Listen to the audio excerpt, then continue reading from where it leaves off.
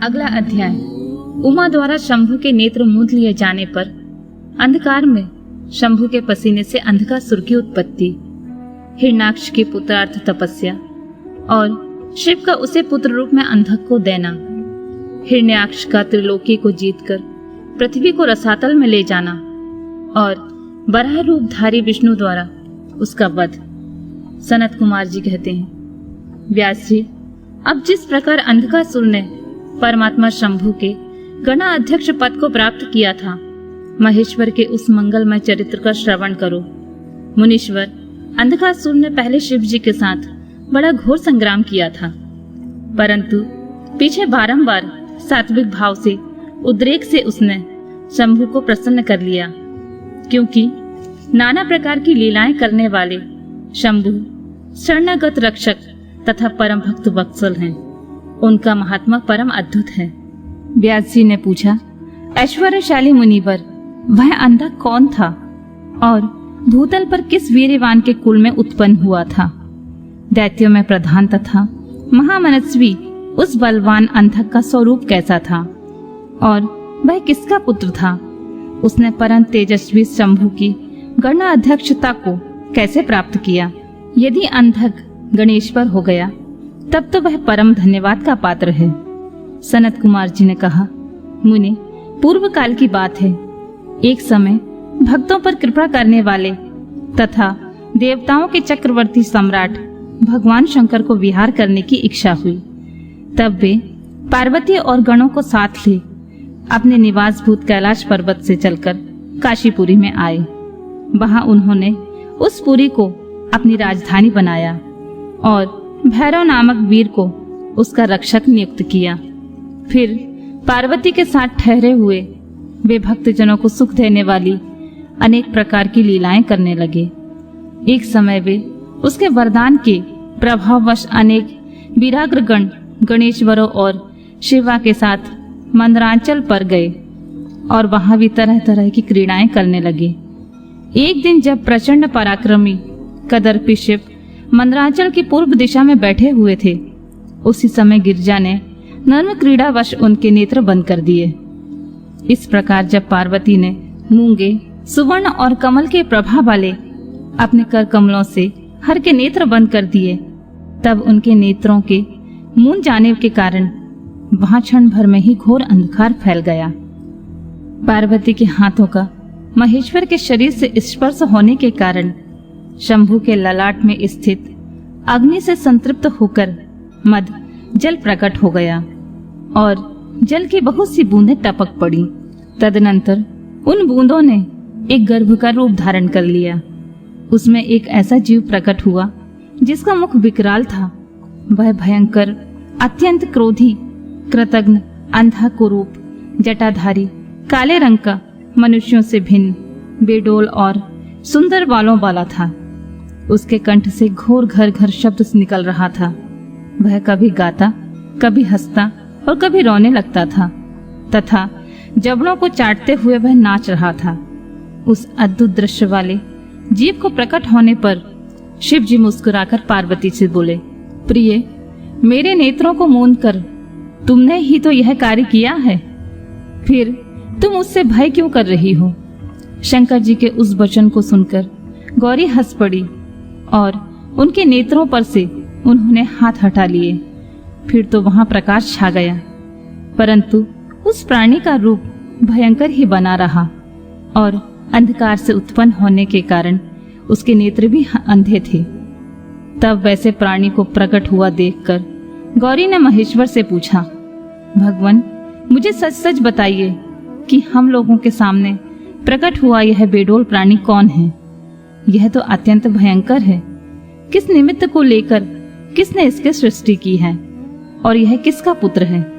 सनत कुमार जी कहते हैं, महर्षि, जब लीला रचने वाली तथा तीनों लोकों की जननी गौरी ने सृष्टिकर्ता की उस अंधे सृष्टि के विषय में यूं प्रश्न किया, तब लीला बिहारी भगवान शंकर अपनी प्रिया की उस वचन को सुनकर कुछ मुस्कुराए और इस प्रकार बोले, अद्भुत चरित्र रचने वाली अंबिके, सुनो, जब तुमने मेरे नेत्र मूंद लिए थे, उसी समय यह अद्भुत एवं प्रचंड पराक्रमी प्राणी मेरे पसीने से प्रकट हुआ। इसका नाम है अंधक। तुम ही इसको उत्पन्न करने वाली हो, अतः सखियों सहित तुम्हें करुणा पूर्वक इसके गणों से यथायोग्य रक्षा करते रहना चाहिए। आर्य, इस प्रकार बुद्धि पूर्वक विचार करके ही तुम्हें सब कार्य करने चाहिए। सनत कुमार जी कहते हैं, मुनि, अपने स्वामी के ऐसे वचन सुनकर गौरी का हृदय करुणाद्र हो गया। वे अपनी सखियों सहित अंधक को अपने पुत्र की भांति नाना प्रकार के उपायों द्वारा रक्षा करने लगी। तदनंतर शिशिर ऋतु आने पर दैत्य हिरणाक्ष पुत्र की कामना से उसी वन में आया, क्योंकि उसकी पत्नी ने उसे ज्येष्ठ बंधु की संतान परंपरा को देखकर उसे संतनार्थ तपस्या के लिए प्रेरित किया था। वह वहां कश्यप नंदन हिरणाक्ष वन का आश्रय ले पुत्र प्राप्ति के लिए घोर तप करने लगा। उसके मन में महेश्वर के दर्शन करने की इच्छा थी, अतः वह क्रोध आदि दोषों को अपने काबू में कर ठूंठ की भांति निश्चल होकर समाधिस्थ हो गया। दुजेंद्र, तब जिसकी ध्वजा में वृष का चिन्ह वर्तमान है तथा जो पिनाक धारण करने वाले हैं, वे महेश उसकी तपस्या से पूर्णतः प्रसन्न हो उसे वरदान देने के लिए चले गए और उस स्थान पर पहुंचकर दैत्य प्रवर हिरणाक्ष से बोले, दैत्यनाथ, अब तू अपनी इंद्रियों का विनाश मत कर। किस लिए तूने इस व्रत का आश्रय लिया है? तू अपना मनोरथ तो प्रकट कर। मैं वरदाता शंकर हूँ, अतः तेरी जो अभिलाषा होगी वह सब मैं तुझे प्रदान करूंगा। सनत कुमार जी कहते हैं, महर्षि, महेश्वर के उस वचन को सुनकर दैत्यराज हिरणाक्ष परम प्रसन्न हुआ। उसने गिरीश के चरणों में नमस्कार करके अनेक प्रकार से उनकी स्तुति की। फिर वह अंजलि बांधे सिर झुकाकर कहने लगा, चंद्रभाल, मेरे उत्तम पराक्रम संपन्न तथा दैत्य कुल के अनुरूप कोई पुत्र नहीं है, इसलिए मैंने इस व्रत का अनुष्ठान किया है। देवेश, मुझे परम बलशाली पुत्र दीजिए। सनत कुमार जी कहते हैं, मुनि, दैत्यराज के उस वचन को सुनकर कृपालु शंकर प्रसन्न हो गए और उससे बोले, दैत्याधिपति, तेरे भाग्य में तेरे वीर्य से उत्पन्न होने वाला पुत्र तो नहीं लिखा है, किंतु मैं तुझे एक पुत्र देता हूँ। मेरा एक पुत्र है जिसका नाम है अंधक। वह तेरे ही समान पराक्रमी और अजेय है। तू संपूर्ण दुखों को त्याग कर उसी को पुत्र रूप में वरण कर ले और इस प्रकार पुत्र प्राप्त कर ले। सनत कुमार जी कहते हैं, महर्षि, उससे यूं कहकर गौरी के साथ विराजमान उन महात्मा भूतनाथ त्रिपुरारी शंकर ने प्रसन्न होकर हिरणाक्ष को वह पुत्र दे दिया। इस महामनस्वी दैत्य परम प्रसन्न हुआ। उसने अनेकों स्त्रोतों द्वारा रुद्र की पूजा करके प्रदक्षिणा की और फिर वह अपने राज्य को चला गया। गिरीश से पुत्र प्राप्त कर लेने के बाद वह प्रचंड पराक्रमी दैत्य संपूर्ण देवताओं को जीतकर इस पृथ्वी को अपने देश रसातल में उठा ले गया। तब देवताओं, मुनियों और सिद्धों ने अत्यंत पराक्रमी विष्णु की आराधना की। फिर तो भगवान विष्णु सर्वात्मक यज्ञ में विकराल बराह शरीर धारण कर थुनून के अनेकों प्रहारों से पृथ्वी को विदीर्ण करके पाताल लोक में जा घुसे। वहां उन्होंने कभी न टूटने वाले अपनी अगली दाढ़ों से तथा थुनून से सैकड़ों दैत्यों का कचूमल निकालकर अपने वज्र सदृश कठोर पात प्रहारों से निशाचरों की सेना को मत डाला। तत्पश्चात अद्भुत एवं प्रचंड तेजस्वी विष्णु ने करोड़ों सूर्यों के समान प्रकाशमान सुदर्शन चक्र से हिरणाक्ष के प्रज्वलित सिर को काट दिया और दुष्ट दैत्यों को जलाकर भस्म कर दिया। यह देख देवराज इंद्र को बड़ी प्रसन्नता हुई। उन्होंने उस असुर राज्य पर अंधक को अभिषिक्त कर दिया। फिर महात्मा विष्णु को अपनी दाढ़ों द्वारा पाताल लोक से पृथ्वी को लाते हुए देखकर परम प्रसन्न हुए और अपने स्थान पर आकर पूर्ववत स्वर्ग और भूतल की रक्षा करने लगे। इधर 12 रूप धारण करके उत्तम कार्य करने वाले उग्र रूपधारी श्री हरि प्रसन्नचित हुए। समस्त देवों, मुनियों और पद्य योनि ब्रह्मा द्वारा प्रशंसित होकर अपने लोक को चले गए। इस प्रकार 12 रूपधारी विष्णु द्वारा असुर राज हिरण्याक्ष के मारे जाने पर समस्त देव मुनि और अन्य सभी जीव सुखी हो गए। हिरण्यकशिपु की तपस्या और ब्रह्मा से वरदान पाकर उसका अत्याचार, नरसिंह द्वारा उसका वध और प्रहलाद को राज्य प्राप्ति। सनत कुमार जी कहते हैं, व्यास, इधर वराह रूपी धारी श्री हरि के द्वारा इस प्रकार भाई के मारे जाने पर हिरण्यकशिपु शोक और क्रोध से संतृप्त हो उठा। श्री हरि के साथ वैर करना तो उसे रुचता ही था, अतः उसने संहार प्रेमी वीर असुरों को प्रजा का विनाश करने के लिए आज्ञा दे दी। तब वे संहार प्रिय असुर स्वामी की आज्ञा को सिर चढ़ाकर देवताओं और प्रजाओं का विनाश करने लगे।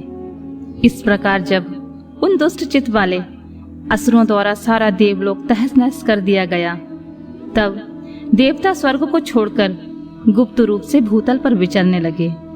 उधर भाई की मृत्यु से दुखी हुए हिरण्यकश्यप ने भाई को जलांजलि देकर उसकी स्त्री आदि को ढांढस बंधाया। तत्पश्चात उस दैत्यराज ने अपने लिए विचार किया कि मैं अजय, अजर और अमर हो जाऊं, मेरा ही एक छत्र साम्राज्य रहे और मेरा प्रतिद्वंदी कोई न रह जाए। यूं धारणा बनाकर वह मंदरांचल पर चला गया और वहां एक गुफा में अत्यंत घोर तपस्या करने लगा। उस समय वह पैर के अंगूठे के बल खड़ा था। उसकी भुजाएं ऊपर की ओर उठी थीं और दृष्टि आकाश की ओर लगी थी। उसकी तपस्या से संतृप्त होकर देवताओं का मुख विकृत हो उठा। वे स्वर्ग को छोड़कर ब्रह्मलोक में जा पहुंचे और उन्होंने ब्रह्मा से अपना दुखड़ा कह सुनाया। व्यास जी उन देवताओं के इस प्रकार कहने पर स्वयंभू ब्रह्मा, भृगु, दक्ष आदि के साथ उस दैतेश्वर के आश्रम पर गए। तब जिसने अपने तप से संपूर्ण लोगों को संतृप्त कर दिया था, उस हिरण्यकशिप ने वर देने के लिए आए हुए पदयोनिक ब्रह्मा को अपने सामने उपस्थित देखा। उधर पितामह ने उससे कहा, वर मांग। तब जिसकी बुद्धि मोहित नहीं हुई थी, उस असुर ने विधाता की उस मधुर वाणी को सुनकर इस प्रकार कहा, ऐश्वर्यशाली प्रजापति, पितामह, मैं चाहता हूं कि स्वर्गलोक में, भूतल में, दिन में, रात में, ऊपर अथवा नीचे कहीं भी शस्त्र, अस्त्र, पाश, वज्र, शुक्ल वृक्ष, पर्वत, जल, अग्नि के रूप में मेरे शत्रु के प्रहार से देवता, दैत्य, मुनि, सिद्ध, किन बहुना आप द्वारा रचे हुए जीवों के हाथों मुझे कभी भी मृत्यु का भय न हो। सनत कुमार जी कहते हैं, मुने, हिरण्यकशिपु के वैसे वचन सुनकर पदयोनि ब्रह्मा के मन में दया का भाव जागृत हो उठा। उन्होंने मन ही मन विष्णु को प्रणाम करके उससे कहा, दैतेंद्र, मैं तुझ पर प्रसन्न हूं, अतः तुझे सारी वस्तुएं प्राप्त होंगी। तूने 96,000 वर्षों तक तप किया है, अब तेरी कामना पूर्ण हो चुकी है, अतः तप से विरत होकर उठ और दानवों के राज्य का उपभोग कर। ब्रह्मा की वाणी सुनकर हिरण्यकशिपु का मुख प्रसन्नता से खिल उठा। इस प्रकार जब पितामह ने उसे दानव राज्य पर अभिषिक्त कर दिया, तब वह उन्मत्त हो उठा और त्रिलोकी को नष्ट करने का विचार करने लगा। फिर तो उसने संपूर्ण धर्मों का उच्छेद करके संग्राम में समस्त देवताओं को भी जीत लिया। तब देवता भागकर विष्णु के पास पहुंचे। वहां श्री हरि ने देवताओं और मुनियों की दुख गाथा को सुनकर उन्हें आश्वासन दिया और शीघ्र ही उस दैत्य के वध करने का वचन दिया। तब देवता अपने स्थान को लौट गए। तदनंतर महात्मा विष्णु ने ऐसा रूप धारण किया जो आधा सिंह और आधा मनुष्य का था। वह अत्यंत भयंकर और विकराल दिख रहा था। उसका मुख खूब फैला हुआ था, नासिका बड़ी सुंदर थी और नख तीखे थे। गर्दन पर सटाएं लहरा रही थीं। दाढ़े ही आयुध थे। उसमें करोड़ों सूर्यों के समान प्रभा छिटक रही थी और उसका प्रभाव प्रलयकालीन अग्नि के समान सादृश्य था। अधिक कहाँ तक कहा जाए, वह रूप जगन्मय था। इसी रूप से वे भगवान भास्कर के अस्ताचल की शरण लेने पर असुरों की नगरी में प्रविष्ट हुए। उन अतुल प्रभावशाली नरसिंह को देखकर सभी दैत्य एक साथ उन पर टूट पड़े। तब उन अद्भुत पराक्रमी नरसिंह ने महाबली दैत्यों के साथ युद्ध करके बहुतों को मार डाला और बहुतों को पकड़कर तोड़ मरोड़ भी दिया। फिर वे उस नगर में घूमने लगे। तब उन सर्वमय सिंह को देखकर दैत्यराज के पुत्र प्रहलाद ने राजा से कहा, यह मृगेंद्र तो जन्मे दिख रहा है, यहाँ किस लिए आया है? प्रहलाद ने पुनः कहा, पिताजी, मुझे तो ऐसा प्रतीत होता है कि भगवान अनंत हैं और नरसिंह का रूप धारण करके आपके नगर में प्रविष्ट हुए हैं, क्योंकि मुझे इनकी मूर्ति बड़ी विकराल दिख रही है। अतः आप युद्ध से हटकर इनकी शरण में जाइए। इनसे बढ़कर त्रिलोकी में कोई दूसरा योद्धा नहीं है, इसलिए आप इन मृगेंद्र के सामने झुककर अपने राज्य का उपभोग कीजिए। अपने पुत्र की बात सुनकर उस दुरात्मा ने उससे कहा, बेटा, क्या तू भयभीत हो गया? अपने पुत्र से यूं कहकर दैत्यों के अधिपति राजा हिरण्यकशिपु ने महाबली दैत्यों को आज्ञा देते हुए कहा, वीरों, तुम लोग इस बेडोल भ्रुकुटी और नेत्र वाले सिंह को पकड़ लाओ। तब स्वामी की आज्ञा से उस मृगेंद्र को पकड़ने की इच्छा से वे सभी बड़े बड़े दैत्य रणभूमि में घुसे, परंतु जैसे रूप की अभिलाषा से अग्नि में प्रवेश करने वाले पतंगे जल भुन जाते हैं, उसी तरह वे सब के सब क्षण भर में जलकर भस्म हो गए। दैत्यों के दग हो जाने पर भी वह दैत्यराज संपूर्ण शस्त्र अस्त्र शक्ति रिष्टि पाश अंकुश और पावक आदि से उन मृगेंद्र के साथ लोहा लेता ही रहा। इस प्रकार बहुत काल तक भयानक युद्ध हुआ। अंत में उन नरसिंह ने वज्र के समान कठोर अपनी अनेकों भुजाओं से उस दैत्य को पकड़ लिया और उसे अपने जांघों पर लिटाकर दानवों के मर्मक को विदीर्ण करने वाले नखांकुरों से उसकी छाती चीर डाली तथा खून से लथपथ हुए उसके हृदय कमल को निकाल लिया। फिर तो उसी क्षण उसके प्राण पखेरु उड़ गए। तब भगवान नरसिंह ने बारंबार के आघात से जिसके सारे अंग भंग चूर हो गए थे, उस काटभूत दैत्य को छोड़ दिया। उस समय उस देव शत्रु के मारे जाने पर उन्हें बड़ी प्रसन्नता हुई। उसी अवसर पर प्रहलाद ने आकर उनके चरणों में सिर झुकाया। तब अद्भुत पराक्रमी विष्णु ने प्रहलाद को बुलाकर उन्हें दैत्यों के राज्य पर अभिषिक्त कर दिया और स्वयं अतुक्रिय गति को प्राप्त हो गए, अर्थात अंतर्ध्यान हो गए। तदनंतर पितामह आदि समस्त सुरेश्वर परम प्रसन्न हो अपना कार्य सिद्ध करने वाले पूजनीय भगवान विष्णु को उसी दिशा में प्रणाम करके अपने अपने धाम को चले गए। विप्रवर, प्रसंगवश मैंने रुद्र से अंधक की उत्पत्ति, बराह से हिरण्याक्ष की मृत्यु, नरसिंह के हाथों उसके भाई का विनाश और प्रहलाद को राज्य प्राप्ति का वर्णन कर दिया है। दुष्श्रेष्ठ, अब मैं शिव की कृपा से प्राप्त हुए अंधक के प्रभाव का, शंकर जी के साथ उसके युद्ध का और पीछे जिस प्रकार उसे महेश के गणाध्यक्ष पद की प्राप्ति हुई, उस कथा का वर्णन करता हूँ।